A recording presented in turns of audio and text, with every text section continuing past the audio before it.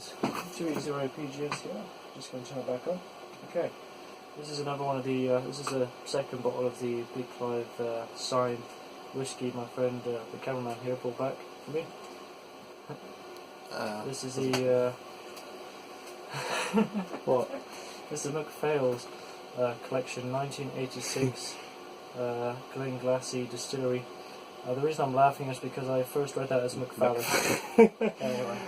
I thought it was MacPhail's as well. It's because it's been printed on inkjet paper and it's kind of smudged. I don't recommend a little bit doing that because it's hard to see the whiskey, but I've got I looked up here and managed to find out what it is. So I'll give you a bit more information here. This is the 1986 vintage Glenglassaugh, the year the distillery was closed before it was to reopen again in 2005. So it's MacPhail's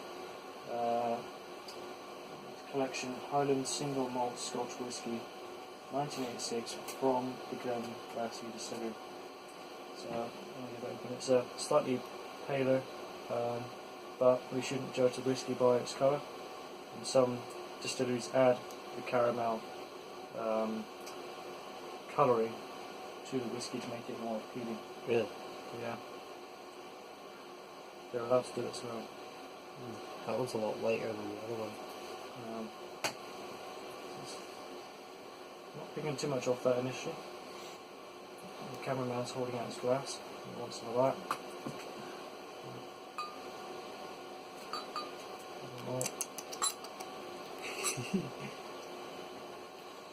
Little smell.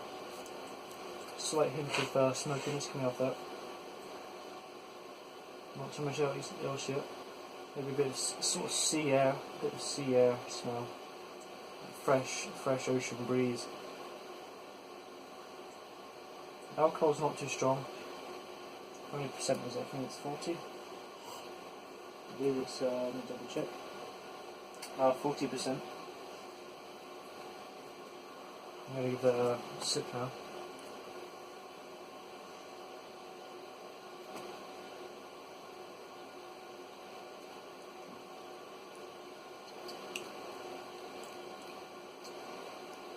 Sweet. Something's coming through there, some sweetness.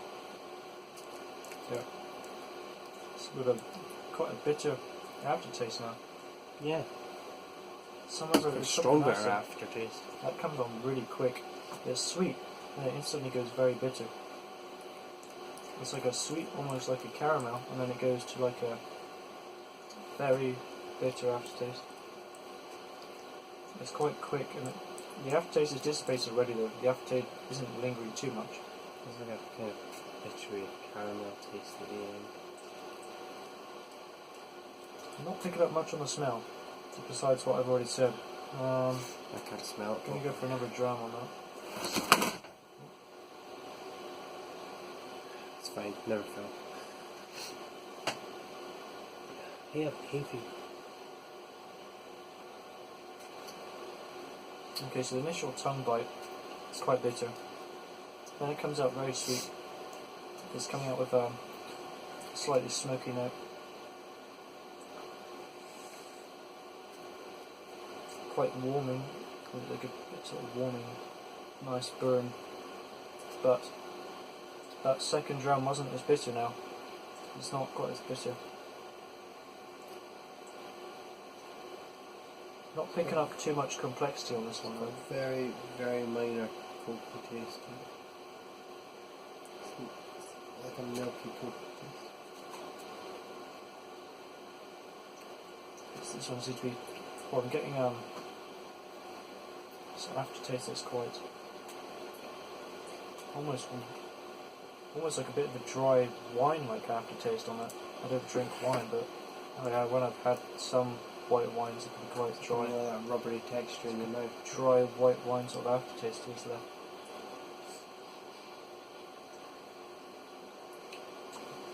I like rub it against the roof of my mouth with my tongue. It's got kind of like a dry, rubbery texture. It's kind of dry. Smokiness now. As you bring more out, bring more flavour out, smokiness comes through.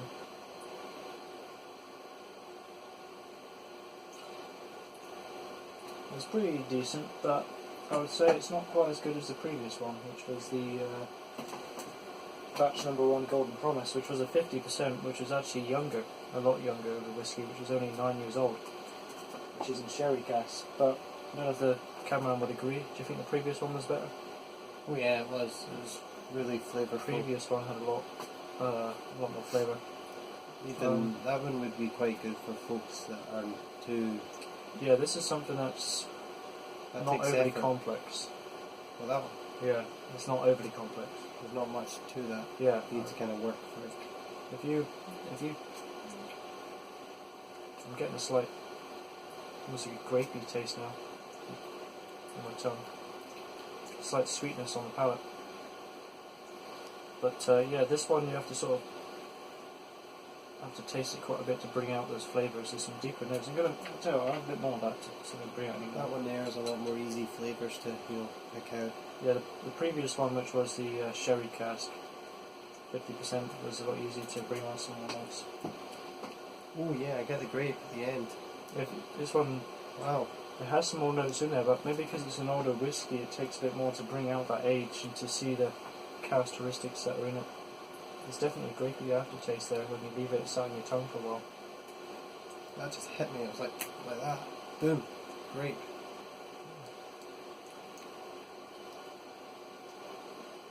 I'm like blowing the air through my nose from my mouth, and it's kind of gonna get like a banana smell, almost grapey banana. I can taste it. I taste a slight hint of peat there. I think it's just the starchiness. A little bit of a starchy taste to it. It's quite, the flavour passes by quite quickly, and then this aftertaste comes on. It's bitter, This was sweet. actually quite good. I think the aftertaste is what makes it so good. Actually, it's a very strong aftertaste. The previous one was, sorry, the previous sip had a sweet aftertaste, but now it's coming through back to that bitter aftertaste, which is moreish because the bitterness makes you want to drink more liquid. It's quite clever, really. But Yeah, there's not much on the initial sip. It just tastes. this one's more about the aftertaste, I think. Yeah, this one's aftertaste. The aftertaste on this is quite flavourful, I have to say. I wasn't quite getting what you were meaning by grape, and then it just suddenly went boom. It was right there. I was like, whoa. It's quite quick.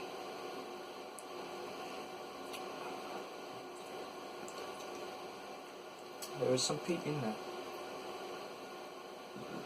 Not much. There is a bit though if you really draw out the taste in your mouth, there is some peat masked in there. I think the aging's probably drawn some of that away. But it's okay.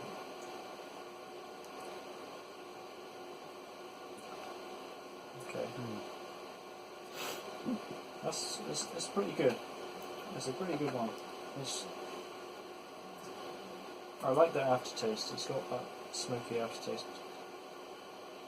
That is a whiskey you really need to give a chance. Like, Yeah. the initial impression isn't that great, but if you let it, do its work. I've got a nice woody, smoky aftertaste now. I think that's a good whiskey if you want something for The grape is back. That kind of fruity, grapey banana taste there. It's back. something that you want to bring the flavour out with over time. In your mouth, if you're into whiskey tasting and bringing out those deeper, complex flavours, you can sort of taste them as you hold it in your mouth for a little while. But I'm getting more woody, peatiness coming through now in that aftertaste. It's a pretty good whiskey. I would recommend that one as well. The other one I would say is the previous one we did the video with the sherry cask. I would say this one is probably more to most people's liking. There's more flavours in there. But at the same time I would say don't pass this one up necessarily just because it doesn't have the immediate punch of flavour.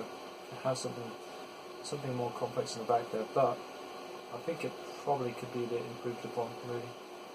It needs a bit more flavour in the front end. But if you like that sort of, quite alright by itself. yeah, it's not. If you want something that's not overly punchy, that's a good sort of go-to whiskey where you got a nice aftertaste. Because you don't always want the whiskey to be the immediate punch of your tongue. Sometimes you want that aftertaste because you don't want to be drinking too much whiskey. You just want the aftertaste to last a while. Yeah, I shan't talk any longer. It's a video on the MacPhail's collection, 1986. Not MacPhail's. Not MacPhail's. On the distillery that is the Highland Park distillery. From Highland Park about? Just curious. Oh, that's a good question. I think they are north. Where is it? Region Highland Whisky, so they are up north. Distillery Glenglassaugh, so. Alright. Yep. Thanks for watching. It's 2E0 PGS with the camera in the background. Okay.